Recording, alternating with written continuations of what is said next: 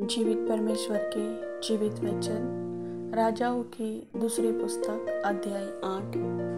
जिस स्त्री के बेटे को एलीशा ने जिलाया था उससे उसने कहा था कि अपने घराने समेत यहाँ से जाकर जहाँ कहीं तू रह सके वहाँ रह, क्योंकि यहोवा की इच्छा है कि अकाल पड़े और वह इस देश में 7 वर्ष तक बना रहेगा।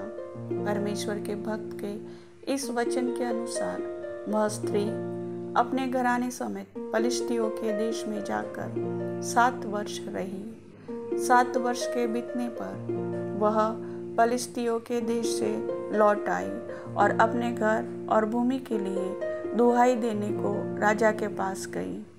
राजा उस समय परमेश्वर के भक्त के सेवक गेहजी से बातें कर रहा था और उसने कहा, जो बड़े बड़े काम एलीशा ने किए हैं उनका मुझसे वर्णन कर। जब वह राजा से यह वर्णन कर ही रहा था कि एलीशा ने एक मुर्दे को जिलाया, तब जिस स्त्री के बेटे को उसने जिलाया था वहीं आकर अपने घर और भूमि के लिए दुहाई देने लगी।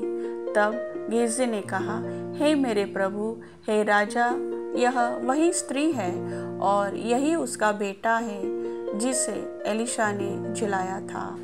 जब राजा ने स्त्री से पूछा तब उसने उससे सब कह दिया। तब राजा ने एक हाकिम को यह कहकर उसके साथ कर दिया कि जो कुछ इसका था, वरन जब से इसने देश को छोड़ दिया तब से इसके खेत की जितनी आमदनी अब तक हुई हो सब इसे फेर दे। एलीशा दमिश्क को गया और जब अराम के राजा बेन-हदद को जो रोगी था यह समाचार मिला, परमेश्वर का भक्त यहाँ भी आया है, तब उसने हजाएल से कहा, भेंट लेकर परमेश्वर के भक्त से मिलने को जा और उसके द्वारा यहोवा से यह पूछ, क्या बेन-हदद जो रोगी है वह बचेगा कि नहीं। तब हजाएल भेंट के लिए दमिश्क की सब उत्तम उत्तम वस्तुओं से 40 ऊँट लदवा कर उससे मिलने को चला और उसके सम्मुख खड़ा होकर कहने लगा, तेरे पुत्र अराम के राजा बेन-हदद ने मुझे तुझसे यह पूछने को भेजा है, क्या मैं जो रोगी हूँ तो बचूंगा कि नहीं। एलीशा ने उससे कहा, जाकर कह तो निश्चय बच सकता। तो भी यहोवा ने मुझ पर प्रकट किया है कि तू निसंदेह मर जाएगा। और वह उसकी ओर टकटकी बांध कर देखता रहा, यहाँ तक कि वह लज्जित हुआ और परमेश्वर का भक्त रोने लगा। तब हजाएल ने पूछा, मेरा प्रभु क्यों रोता है। उसने उत्तर दिया, इसलिए कि मुझे मालूम है कि तू इस्राएलियों पर क्या क्या उपद्रव करेगा। उनके गढ़ वाले नगरों को तू फूंक देगा, उनके जवानों को तू तलवार से घात करेगा, उनके बाल बच्चों को तू पटक देगा और उनकी गर्भवती स्त्रियों को तू चीर डालेगा। हजाएल ने कहा, तेरा दास जो कुत्ते सरीखा है वह क्या है कि ऐसा बड़ा काम करे।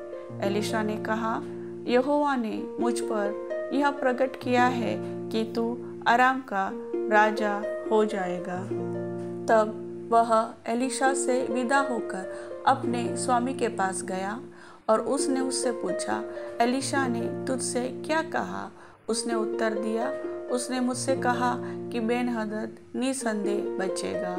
दूसरे दिन उसने रजाई को लेकर जल से भिगो दिया और उसको उसके मुंह पर ऐसा ओढ़ा दिया कि वह मर गया।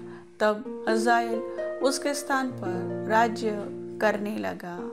इज़राइल के राजा आहाब के पुत्र योराम के राज्य के 5वें वर्ष में जब यहूदा का राजा यहोशापात जीवित था, तब यहोशापात का पुत्र यहोराम यहूदा पर राज्य करने लगा। जब वह राजा हुआ तब 32 वर्ष का था और 8 वर्ष तक यरूशलेम में राज्य करता रहा। वह इज़राइल के राजाओं की सी चाल चला जैसे अहाब का घराना चलता था, क्योंकि उसकी स्त्री अहाब की बेटी थी और वह उस काम को करता था जो यहोवा की दृष्टि में बुरा था। तो भी यहोवा ने यहूदा को नाश करना न चाहा। यह उसके दास दाऊद के कारण हुआ, क्योंकि उसने उसको वचन दिया था कि तेरे वंश के निमित्त में सदा तेरे लिए एक दीपक जलता हुआ रखूंगा। उसके दिनों में एदोम ने यहूदा की अधीनता छोड़कर अपना एक राजा बना लिया।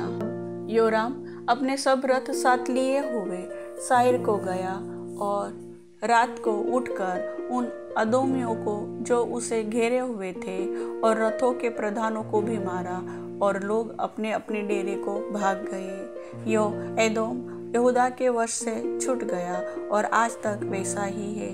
उस समय लिब्ना ने भी यहूदा की अधीनता छोड़ दी। योराम के और सब काम और जो कुछ उसने किया, वह क्या यहूदा के राजाओं के इतिहास की पुस्तक में नहीं लिखा है? अंत में योराम मरकर अपने पुरखाओं के संग जा मिला और उनके बीच दाऊदपुर में उसे मिट्टी दी गई और उसका पुत्र अहाज्या उसके स्थान पर राज्य करने लगा। अहाब के पुत्र इज़राइल के राजा योराम के राज्य के 12वें वर्ष में यहूदा के राजा यहोराम का पुत्र अहाज्या राज्य करने लगा।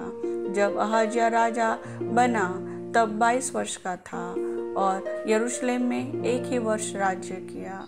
और उसकी माता का नाम अतल्याह था, जो इज़राइल के राजा ओमरी की पोती थी। वह अहाब के घराने की चाल चला और अहाब के घराने के समान वह काम करता था, जो यहोवा की दृष्टि में बुरा है, क्योंकि वह अहाब के घराने का दामाद था। वह अहाब के पुत्र योराम के संग गिलाद के रामोत में अराम के राजा हजाएल से लड़ने को गया और अरामियों ने योराम को घायल किया। राजा योराम इसलिए लौट गया कि इज़राइल में उन घावों का इलाज कराए जो उसको अरामियों के हाथ से उस समय लगे जब वह हजाएल के साथ लड़ रहा था।